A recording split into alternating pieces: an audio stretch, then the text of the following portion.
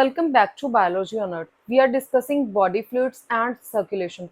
Next topic in this chapter is the cardiac cycle and electrocardiograph, which is called the ECG. सबसे पहले हम बात करेंगे about the cardiac cycle. Cardiac cycle के मतलब है, अगर हम ब्रॉड सेंस में बात करें तो जो ऑरिकल्स हैं इनमें कॉन्ट्रैक्शन होती है और जो वेंट्रिकल्स हैं ये रिलैक्स्ड पोजीशन में है. लेकिन जब ऑरिकल्स में रिलैक्सेशन होती है तो वेंट्रिकल्स कॉन्ट्रैक्शन में जाते हैं. तो ये किस तरीके से होता है? सबसे पहले हमने लास्ट लेक्चर में डिस्कस किया था कि जो एसए नोड है which is called the sino arterial node, ये इलेक्ट्रिकल एक्साइटेशन जनरेट करती है which is called the action potential.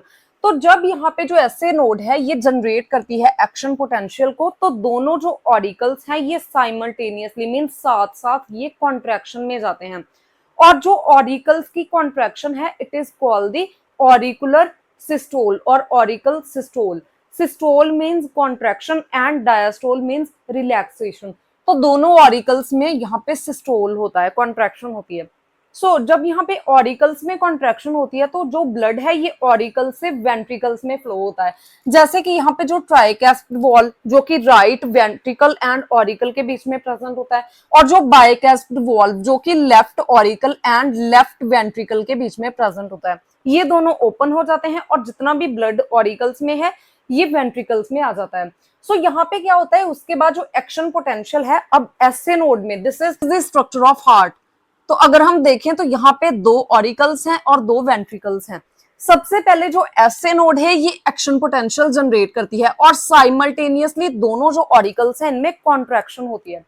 उसके बाद ये जो यहाँ पे एक्शन पोटेंशियल है ये एवी नोड तक जाता है, एवी बंडल तक जाता है, और then through the bundle of His ये through the right bundle branch and left bundle branch ये वेंट्रिकल्स में जाता है.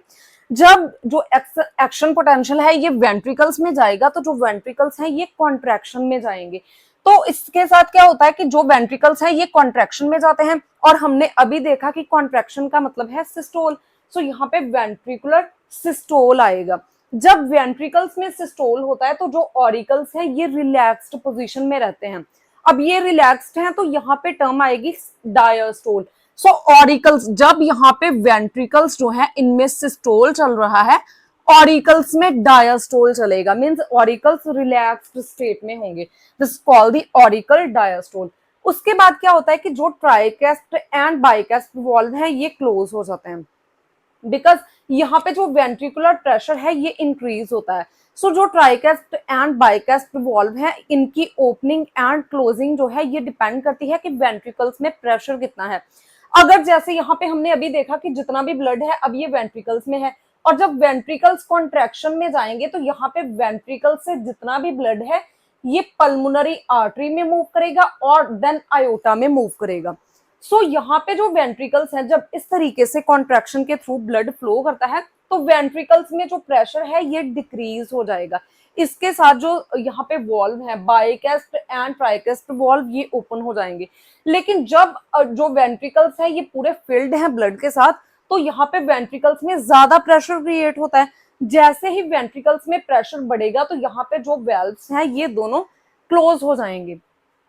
ठीक है, तो दोनों जो बाइकैस्ट एंड ट्राइकैस्ट वॉल्व है ये क्लोज्ड है बिकॉज जो यहाँ पे वेंट्रिकल्स हैं इनमें प्रेशर इंक्रीज हो रहा है. उसके बाद फर्दर क्या होता है कि यहाँ पे जो सेमी ल्यूनर वॉल्व्स हैं, हमने जो ये सारी टर्म्स हैं इनको डिस्कस किया हुआ है हार्ट की स्ट्रक्चर में और जो फंक्शनिंग है. तो सेमी ल्यूनर वॉल्व वो वॉल्व्स होते हैं जो कि pulmonary artery and aortic arc में प्रेजेंट होते हैं. जैसे ही यहाँ पे जो सेमिल्यूनर वाल्व हैं ये ओपन होते हैं तो जो ब्लड है ये फ्लो होने लगता है through the pulmonary artery to lungs and through the aorta to full body into the interior and inferior parts of the body. Semilunar valve open position में है और bicuspid and tricuspid valve closed position में है. तो जैसे ही ventricles की contraction होती है फिर यहाँ पे जो सेमिल्यूनर वॉल्व है ये ओपन होते हैं और जितना भी ब्लड है ये पल्मोनरी आर्टरी एंड आयोटा में जाएगा. उसके बाद जब ब्लड जो है ये पल्मोनरी आर्टरी एंड आयोटा में चला जाता है तो वेंट्रिकल्स के अंदर प्रेशर डिक्रीज हो जाता है बिकॉज यहाँ पे जो ट्राइकैस्ट एंड बाइकैस्ट वॉल्व है ये क्लोज्ड है दोनों, और जितना भी वेंट्रिकल्स में ब्लड है ये बाहर जा चुका है. तो अब वेंट्रिकल्स जो हैं इनके अंदर प्रेशर डिक्रीज हो जाएगा बिकॉज ब्लड कम है इनके अंदर. जैसे ही यहाँ पे प्रेशर जो है ये डिक्रीज होगा तो बाइकास्प्ड एंड ट्राइकास्प्ड वॉल्व फिर से ओपन हो जाएंगे। ठीक है, तो यहाँ पे जो है जैसे ही बाइकास्प्ड एंड ट्राइकास्प्ड वॉल्व जो है ये दोबारा से ओपन होते हैं तो यहाँ पे जो ऑरिकल्स हैं इनमें ब्लड फिल होने लगता है। जो यहाँ पे राइट ऑरिकल है ये ब्लड को रिसीव करता है फ्रॉम दी वीना कावास, हमने पहले डिस्कस किया था, इंफीरियर एंड सुपीरियर वीना कावा। और जो लेफ्ट ऑरिकल है ये ब्लड को रिसीव करता है which is called the oxygenated blood from the lungs through the pulmonary veins. Now यहाँ पे क्या होता है कि अभी ब्लड जो है ये फिल हो रहा है एंड क्योंकि जो बाइकास्ट ट्राइकास्ट एंड बाइकास्ट वॉल्व है ये ओपन है तो कुछ ब्लड जो है ये वेंट्रिकल्स में पास होता रहेगा। तो अब इस स्टेज पे क्या है कि यहाँ पे जो ऑरिकल्स हैं और जो वेंट्रिकल्स हैं दोनों ही रिलैक्स्ड फॉर्म में हैं। So this is called the joint diastole of both auricles and ventricles. So इस टर्म को हम बोलते हैं जॉइंट डायस्टोल। उसके बाद क्या है कि दोबारा से यहाँ पे जो एसए नोड है ये एक्शन पोटेंशियल जनरेट करेगी और जो ऑरिकल्स है इनमें कॉन्ट्रैक्शन होगी। जैसे ही ऑरिकल्स में कॉन्ट्रैक्शन होगी जितना भी ब्लड है ये वेंट्रिकल्स में फिल हो जाएगा। उसके बाद जैसे ही जो एसए नोड है इससे एक्शन पोटेंशियल एबी नोड के थ्रू बंडल ऑफ हिज के थ्रू वेंट्रिकल्स में पास करेगा तो वेंट्रिकल्स में कॉन्ट्रैक्शन होगी और जितना भी ब्लड है ये पल्मोनरी आर्टरी से लंग्स में जाएगा और आयोटा से बॉडी में जाएगा। तो इस तरीके से ये जो साइकिल है ये रिपीट होता रहता है and this cycle is called as the cardiac cycle. ठीक है, उसके बाद यहाँ पे जो कार्डियक साइकिल है इसकी ड्यूरेशन जो है ये 0.8 सेकेंड्स होती है बिकॉज हमने देखा है कि ऑन एन एवरेज 72 बीट्स होती हैं which are called the heart beats per minute. So अगर हम इसके अकॉर्डिंग डिवाइड करें तो जो एक कार्डिक साइकिल है ये 0.8 सेकेंड्स का होता है और एक कार्डिक साइकिल में जो है ये 70 ml ब्लड पंप करते हैं ventricles and this is called as the stroke volume. तो अगर हमें यहाँ पे कार्डिक आउटपुट निकालनी है कि मीन्स जो हार्ट है ये 1 मिनट में कितने ब्लड को पंप करता है तो इसके लिए जो स्ट्रोक वॉल्यूम है इसको मल्टीप्लाई किया जाता है with the heart rate which is 72। तो यहाँ पे वैल्यू आएगी 500 ml और 5 लीटर ऑफ ब्लड पर minute is the cardiac output of heart for the healthy human. उसके बाद अगर हम इलेक्ट्रोकार्डियोग्राम की बात करें विच इज कॉल्ड द ईसीजी, तो ईसीजी क्या है, एक ग्राफिकल रिप्रेजेंटेशन है जो कि कार्डिक साइकिल को दिखाती है। यहाँ पे सिंगल कार्डिक साइकिल की हम बात कर रहे हैं। जो सिंगल कार्डिक साइकिल है इसमें P Q R S T ये वेव्स होती हैं। सबसे पहले जो पी वेव है ये डिपिक्ट करती है डीपोलराइजेशन ऑफ ऑरिकल्स और एट्रिया। डीपोलराइजेशन का मतलब है एक्शन पोटेंशियल, इसे ही हम सिस्टोल भी बोलेंगे, इसको ही हम कॉन्ट्रैक्शन भी बोलेंगे। सो यहाँ पे ह्यूमन हार्ट है, ठीक है, यहाँ पे 2 ऑरिकल्स हैं और वेंट्रिकल्स हैं, यहाँ पे एसए नोड है। जब SA node action potential generate करती है तो दोनों ऑरिकल्स में कॉन्ट्रैक्शन होती है which is called the auricle systole. तो यहाँ पे जो पी वेव है ये डिपिक्ट करती है कि जो ऑरिकल्स हैं इनमें कॉन्ट्रैक्शन हो रही है या फिर डीपोलराइजेशन हो रही है।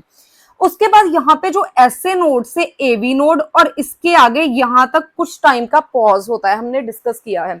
ये जो पॉज है ये 0.013 इतने सेकंड्स का ये पॉज होता है।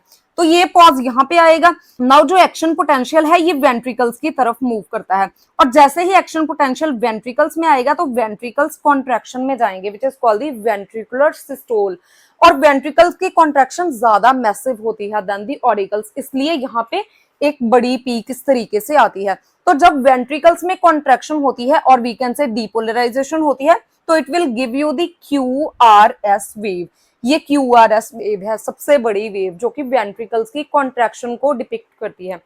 उसके बाद यहाँ पे जो टी वेव है ये अगेन डिपिक्ट करती है कि जो वेंट्रिकल्स हैं इनकी relaxation which is also called as the repolarization of ventricles. अब जो ईसीजी है इसमें क्या शो हो रहा है, depolarization of auricles, depolarization of ventricles and repolarization of ventricles. यहाँ पे रिपोलराइजेशन जो ऑरिकल्स की है ये शो नहीं होती ईसीजी में। सो ईसीजी को देखने के लिए जो पेशेंट है इसको कुछ लीड्स लगाई जाती हैं which are called the limb needs and augmented leads और augmented vectors। जो यहाँ पे limb needs हैं ये दोनों रिस्ट पे और लेफ्ट फुट पे लगती है और जो augmented leads हैं ये चेस्ट पे लगती हैं। तो ये डिपिक्ट करती हैं यहाँ पे कि कार्डिक साइकिल किस तरीके से चल रहा है। जब भी हम देखते हैं अगर तो कार्डिक साइकिल इसी तरीके से यहाँ पे जो वेव्स हैं ये अगर इसी तरीके से आ रही हैं और ऑन एन एवरेज 70 to 75 बार अगर 1 मिनट में ये वाला ग्राफ शो होता है तो ये एक नॉर्मल ईसीजी है। अगर इससे कोई वेरिएशन होती है, अगर यहाँ पे सपोज कि जो वेंट्रिकल्स हैं इनकी कॉन्ट्रैक्शन में, इनकी रिलैक्सेशन में या ऑरिकल की कॉन्ट्रैक्शन में कोई कोलैप्स या कोई भी अगर वेरिएशन होती है तो वो एक हार्ट कंडीशन को रिप्रेजेंट करती है, जो कि हम आगे डिस्कस करेंगे। सो this is all about the cardiac cycle and electrocardiograph. If you have any type of query regarding these topics, you can ask me in comment section. And if you find the content useful, please like and share the video and subscribe to my channel Biology on Earth.